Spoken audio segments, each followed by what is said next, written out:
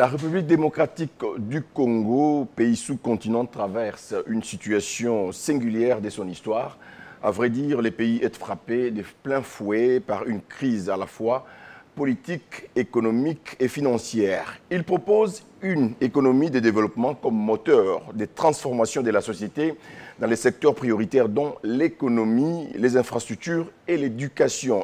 C'est Jean-Claude Massangou, ancien gouverneur de la Banque centrale du Congo. Pour changer le destin de la RDC et de sa population, il faut adopter un nouveau modèle de développement sous forme d'un plan Marshall s'échelonnant sur 15 ans. Ces plans nécessitent 800 milliards de dollars américains d'après Noël Tiani. Il est économiste et haut fonctionnaire à la Banque mondiale. Pour la société civile, par contre, il faut un développement endogène, un choix politique. Quel est le vrai programme économique adapté aux réalités de la République démocratique du Congo? Mesdames et messieurs, bienvenue à tous dans ces magazines Gros Plan.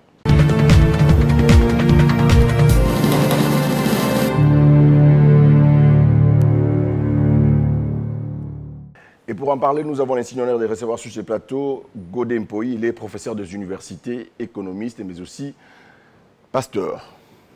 C'est le titre que j'aime. Vous allez bien? Très bien, mon ami. Alors, vous aussi, vous êtes un chevronné économiste. Vous devriez avoir un plan à proposer à la République démocratique du Congo, un programme économique. Bon, pas un programme à proposer, mais des idées à proposer. Des idées à proposer, oui. Par rapport au débat actuel. D'abord, il faut commencer par définir ce qu'on entend par le programme économique d'un État. Il s'agit d'un extrait d'un programme de gouvernement, soit le gouvernement en place, soit des prétendants au gouvernement, qui déclinent les actions économiques à mener pour sortir les pays du marasme dans lequel ils se trouvent. Et je voudrais préciser ici qu'à la différence de ce qu'on a souvent présenté chez nous, je ne dis pas toujours, généralement ce qu'on appelle chez nous programmes de gouvernement, ce sont en fait des projets de société. Il y a une différence claire et nette entre les projets de société et les programmes de gouvernement ou les programmes duquel nous tirons les programmes économiques. C'est que les projets de société, généralement, il est littéraire. Donc, le projet de société, c'est quoi? C'est l'idée qu'un parti ou une coalition de partis ou l'idée que les décideurs ont sur leur pays. En fait, il s'agit de vœux qu'on est en train de mettre. Mais entre le vœu et les concrets, il y a un écart. C'est ce qui fait que quand on présente le programme de gouvernement, à la différence d'un projet de société, je ne dis pas que chez nous c'est toujours des projets de société, mais je vous dis qu'à 60% près, ce qu'on a appelé chez nous des programmes de gouvernement, c'était en fait des projets de société. La différence entre les deux, c'est que les programmes de gouvernement et surtout dans son palier économique qui nous intéresse ici, il est quantifié, chiffré et chronométré. Qu'est-ce que je voulais dire?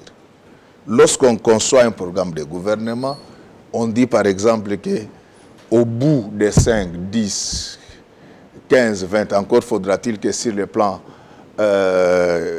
lexical, un programme ne dépasse jamais 5 ans. Donc lorsqu'on est au-delà de 5 ans, il s'agit déjà d'un plan.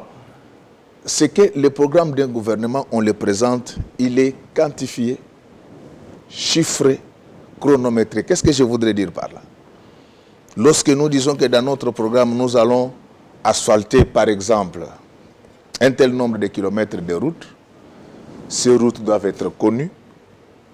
Les moyens qui vont nous permettre de les asphalter doivent être identifiés avec précision. Et leur construction planifiée dans le temps. C'est à ce moment-là qu'on a les programmes de gouvernement. Généralement, je vous dis, moi,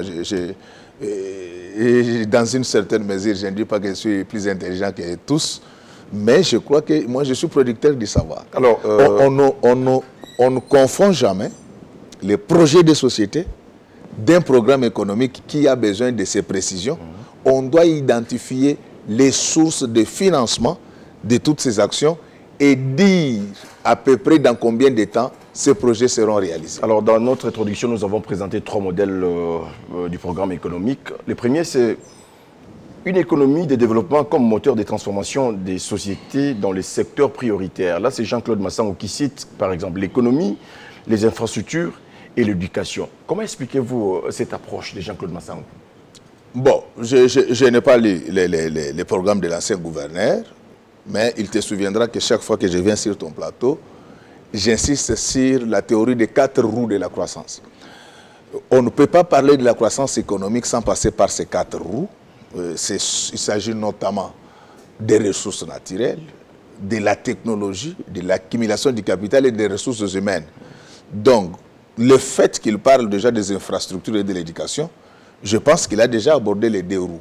Et comme je n'ai pas eu à lire son programme économique, je m'interdis d'en parler en bien ou en mal. Mais ce que je note, c'est que déjà, le fait de retenir ces 2 roues, je pense que c'est parmi les éléments essentiels. Quand il cite par exemple l'éducation, naturellement, c'est qu'il y a un problème. Naturellement, je t'ai toujours dit que la façon dont notre système éducatif fonctionne, on décerne des titres de doctorat avant les délais. Ça ne nous permet pas d'avoir des hommes de qualité qui sont à même de changer les conditions. Ça commence dès la base, non? C'est ça. L'affaire est polygonale. Les systèmes éducatifs, vous savez que chez nous aujourd'hui, à part les écoles et les universités catholiques, ailleurs, à 80% près, les choses ne sont pas bien faites. Donc là, il faut reconnaître que les catholiques abattent un travail de qualité dans ces pays sur le plan éducatif.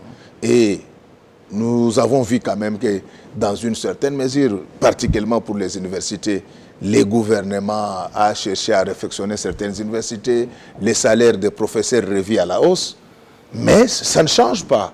Donc il y a les problèmes, la barrière du développement au Congo est aussi anthropologique. C'est ainsi que je crois, sans avoir lu j'aurai le temps de lire le programme de l'ancien gouverneur, mais le fait déjà qu'il évoque l'éducation, je pense que il est sur la bonne voie. Mais pourquoi c'est lui qui est en train de dispenser l'intelligence aujourd'hui et réduit à sa plus petite expression? Quelle en est la cause? Non, le problème c'est que, vous savez, pour ceux qui connaissent l'histoire économique de ce pays, le marasme économique avait déjà commencé dans les années 70, mais ça s'est aggravé dans les années 80. C'est à ce moment-là que le budget de l'enseignement a été sensiblement réduit et les professeurs exposés à la dèche.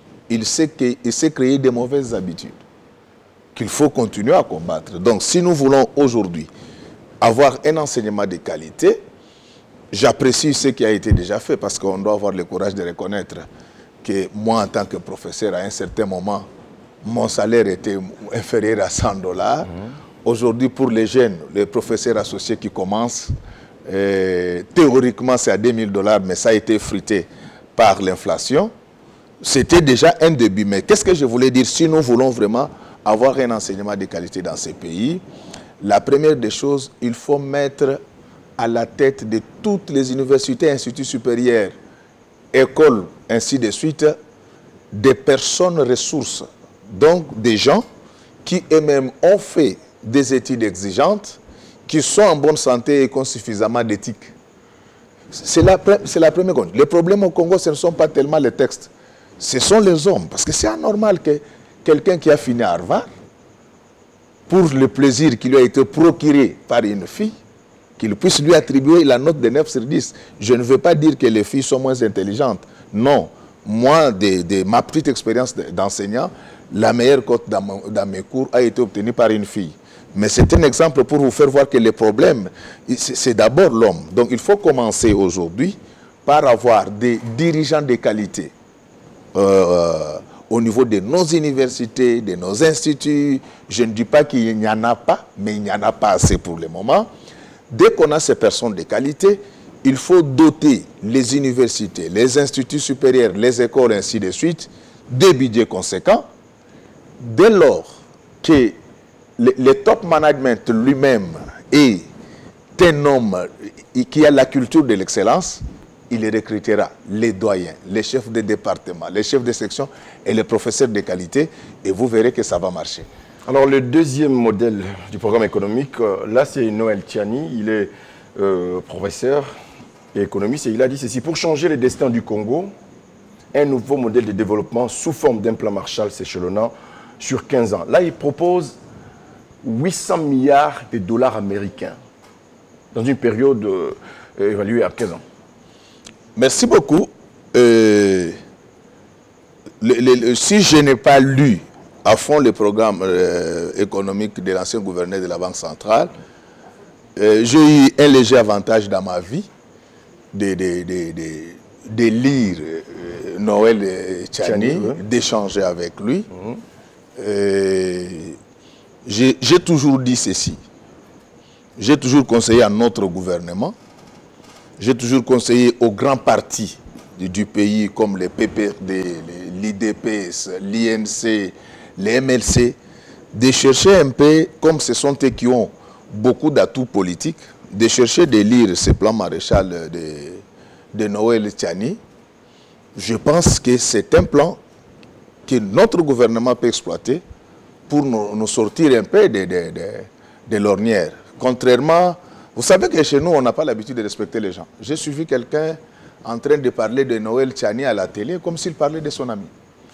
Je vous dis que si la République démocratique du Congo a 1000 meilleurs enfants, Noël Tchani en fait partie. Donc je parle de Noël sur le plan scientifique. Parce que chez nous, on ne respecte pas les gens. Parce qu'on vous a donné les biscuits et les bonbons, vous venez à la télé, c'est pour insulter les gens. Noël, qui est Noël Tchani? Je le connais personnellement, donc j'échange avec lui.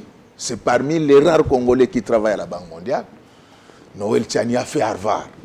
Alors on ne peut pas laisser que les jeunes gens viennent se jouer de lui à la télé parce qu'ils ont touché aux bonbons et aux biscuits. Alors, je sais, je vais répondre à votre question. Je vais répondre à ta question. Le réalisme de ces projets, de ces grands projets. Je vais expliquer ça. Moi, j'ai toujours conseillé aux grands partis, à mon gouvernement. Donc, aux grands partis, lorsque je parle des grands partis, je vois les PPRD, l'IDPS, les MLC, l'INC, AFDC, ainsi de suite. Donc, ces plans me semblent adaptés aux réalités. Ce qui est vrai, c'est peut-être les chiffres. Et malheureusement chez nous, il y a des gens qui répètent ce qu'on leur a demandé de dire avant de critiquer les autres. Je t'ai dit que le programme économique était l'ensemble des actions à poser sur le secteur économique dans le cadre du plan d'un gouvernement. Qu'est-ce que je voulais dire par là? Le plan de Noël Tchani, je ne suis pas son avocat, il ne sait même pas que je parle de lui. Non, c'est un intellectuel qui peut, on est en train parler de ça. On est en train d'analyser les programmes économiques. Il vous propose 800 milliards de dollars pour une période, sur une période de 15 ans. Et ce qui est frais, ce sont les montants, mais les gens ne voient pas le potentiel du Congo. Et lorsque vous prenez ces 800 milliards, c'est simple à faire, vous les divisez par 15, vous avez quelque chose comme 53 milliards de dollars là. Est-ce que c'est difficile pour la République démocratique du Congo de mobiliser 53 milliards de dollars là? Pourquoi l'Angola aujourd'hui mobilise plus de 60 milliards? Je vais vous expliquer comment c'est facile de mobiliser plus de 50 milliards de dollars comme ça. C'est facile. Avec les mots qui gangrènent le pays. Non. La corruption, l'impunité, l'insécurité, l'instabilité politique. Malheureusement chez nous, quand on parle de la corruption, on voit que les sommets stratégiques. Mais la corruption, c'est dans la vie quotidienne. C'est même une culture congolaise qu'il faut éradiquer. C'est-à-dire, si nous sommes tous d'accord que notre malheur vient de ceux qui nous dirigent, mais nous devons aussi avoir le courage de dire que chacun de nous participe à ces malheurs à sa manière. Parce que pour qu'il y ait la corruption, il faut des acteurs. Il faut qu'il y ait un corrupteur, un corrompu. Allez dans nos écoles. Allez dans nos églises. Allez dans nos stades. Allez. Donc, c'est-à-dire que le mal est profond. Et c'est mal pour l'éradiquer. Je crois qu'il est de la responsabilité du sommet stratégique. Mais je voulais vous expliquer comment on peut mobiliser facilement plus de 50 milliards de dollars. Parce que les gens, des fois, il y a des gens qui répètent ce qu'ils ont lu sur Internet ou bien ce qu'on leur a demandé de dire pour décourager les bonnes volontés. Noël Tchani, ce n'est pas un Congolais moyen. Noël, c'est Harvard. Tu comprends ce que ça représente. C'est la Banque mondiale.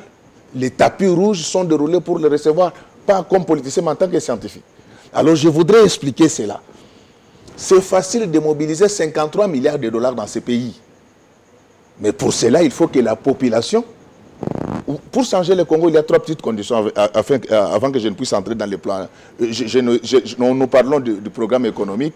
Le cas du gouverneur Massango, de Tchani et de la société civile est pris comme un échantillon.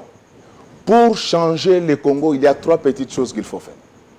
La discipline des dirigeants, le dur labeur de la population et la bonne intelligence avec la communauté internationale.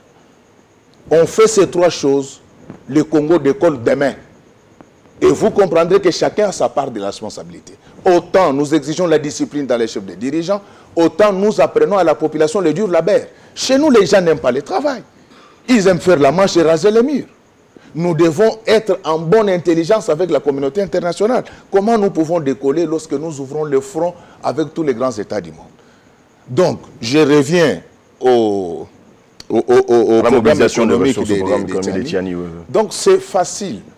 Il y a eu notre gouvernement qui a posé un diagnostic sérieux. Nous sommes en 2013 dans le cadre de ce qu'on a appelé la conférence sur le coulage des recettes. Il a été établi qu'il y a environ 15 milliards qui échappent à l'État congolais chaque année dans le domaine fiscal. Les conseillers spéciaux du chef de l'État en charge de la lutte contre la corruption est revenu là-dessus avec les mêmes chiffres. C'est-à-dire qu'il suffit seulement de boucher les trous.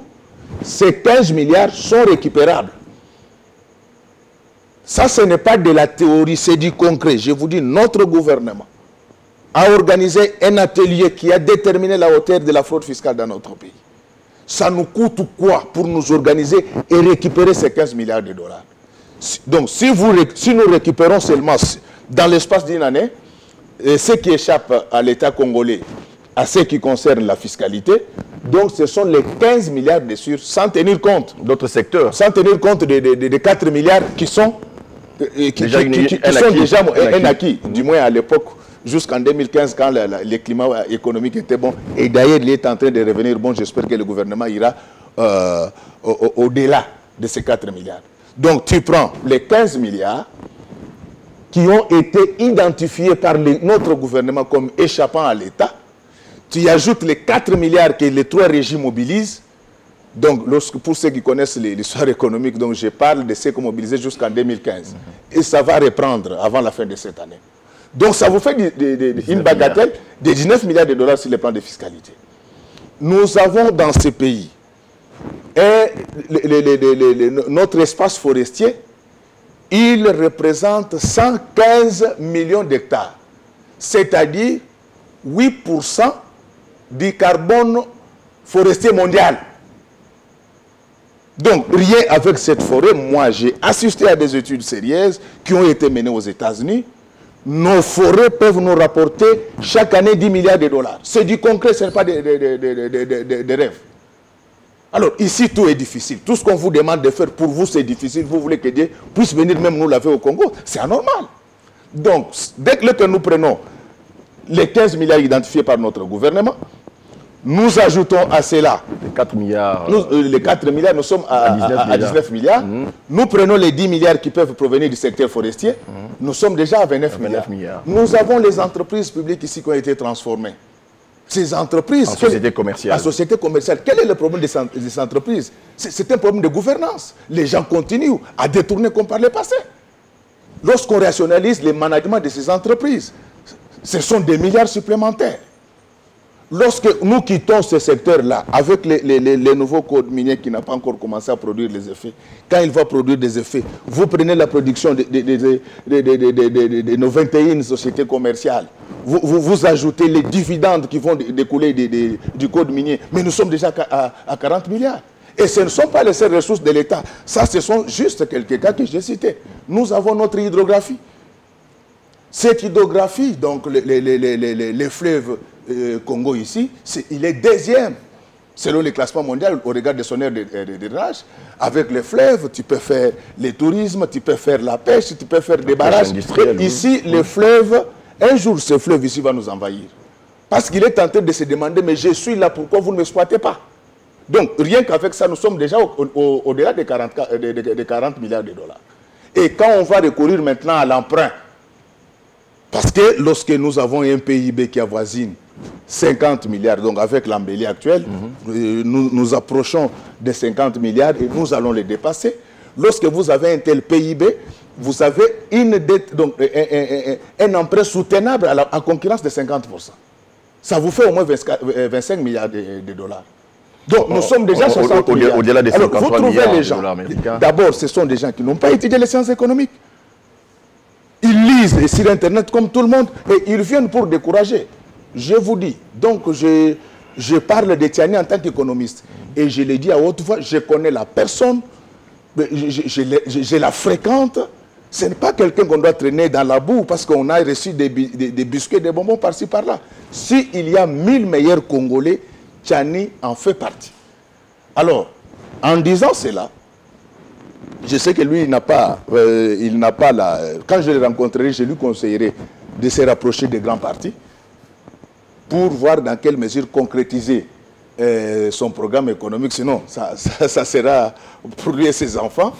Et tout ce que je donne comme conseil à notre gouvernement, qui se bat tant bien que mal, aux grands partis comme le PPRD, l'IDPS, le MLC, l'INC, c'est qu'il y a lieu aujourd'hui de lire ces plans de Tiani, les lire ensemble avec les plans nationaux stratégiques pour le développement, qui est aussi une bonne matrice, et nous pouvons décoller. Et les pistes que nous donnons ici, ce n'est pas de la parole, de la théorie stérile, c'est du concret. Je te dis que notre gouvernement a identifié, dans le cadre du coulage des recettes, 15 milliards qui échappent à l'État. Ça nous coûte quoi? Les problèmes dans notre pays... Rapidement, on va prendre le troisième modèle. Dans notre pays, nous n'avons pas la fureur de vaincre. Personne, nous tous, nous travaillons mollement. Regardez même comment les gens marchent sur les rues de Kinshasa. Vous pensez qu'ils vont célébrer leur mariage? Donc, il est temps que nous puissions nous réveiller parce que je voulais me récapituler et dire que pour changer ce pays, il y a 3 choses qu'il faut faire. La discipline des dirigeants, le dur labeur de la population et la bonne intelligence avec la communauté internationale. Alors, on va prendre... Nous faisons cela, c'est possible, je l'affirme avec... je l'ai dit avec beaucoup d'autorité, c'est possible de mobiliser plus de 50 milliards on va prendre le troisième modèle. Là, c'est la société civile qui dit qu'il faut un développement endogène, un développement basé sur des valeurs communes, une aspiration cohérente, des espoirs et des besoins partagés. C'est quoi un développement endogène? Qu'est-ce que ça peut apporter? Non, d'abord, je salue notre société civile. Je ne sais pas si ça a été seulement ces déclarations-là ou bien il y a un programme économique bien charpenté, bien affiné. Mais tout développement authentique doit être endogène. Et j'ai l'autorité de le dire. Moi, je fais l'économie de développement. Lorsqu'on parle d'un développement endogène, c'est celui qui provient de l'intérieur. C'est pourquoi tu as vu, lorsque j'étais en train de t'expliquer comment on peut mobiliser 50 milliards de dollars dans ce pays, je n'ai pas voulu évoquer l'aspect emprunt. N'est-ce pas? Pourquoi je ne voulais pas le faire au départ? C'est tout simplement parce que la planification économique est minimaliste. Ce qui est à l'intérieur, nous sommes sûrs de l'avoir. N'est-ce pas? Donc le développement, il est endogène. De un, lorsqu'il est d'abord soutenu par des ressources internes et il rencontre les attentes des ressortissants de ce pays-là. Donc il n'y a pas un modèle de développement qu'on doit nous imposer. Je vais te donner un exemple. Chez nous ici, est-ce que nous avons besoin d'un système de chauffage? Nous n'en avons pas besoin parce que nous sommes déjà réchauffés par le soleil. Donc le développement endogène, c'est celui qui part des centres, qui tient compte de nos réalités et essentiellement pris en charge par nous-mêmes. C'est pourquoi à un certain moment, le gouvernement n'a pas tort lorsqu'il tient à notre dignité. Mais c'est là, nous devons dire au gouvernement qu'il faut par moment être souple parce qu'il y a, dans le contexte de la mondialisation, on a besoin de soutien extérieur. Donc, lorsque notre société civile parle de ces développements endogènes, je suis tout à fait d'accord et moi je vous donne la possibilité, je n'ai pas encore fini la liste, les niches financières sont plus nombreuses qui ne sont pas encore exploitées. J'ai assisté à une conférence quelque part, je ne vais pas citer le pays, avec un collègue professeur, je ne vais pas citer son nom parce qu'il est dans les institutions. On nous a projeté un film. Vous voyez les Bandundu ici qui meurent de faim. Mais on nous a fait une projection. Sous la terre de Bandundu, là, c'est plein de pétrole. Je ne sais pas si on attend que Jésus, à son retour, quand il viendra prendre l'église, puisse exploiter ça et pourtant, lui n'en aura pas besoin. Alors, donc, on pouvait dire quelque chose sur la zone de libre-échange continentale. Pour terminer, quel est aujourd'hui les programmes économiques que les pays doivent adopter?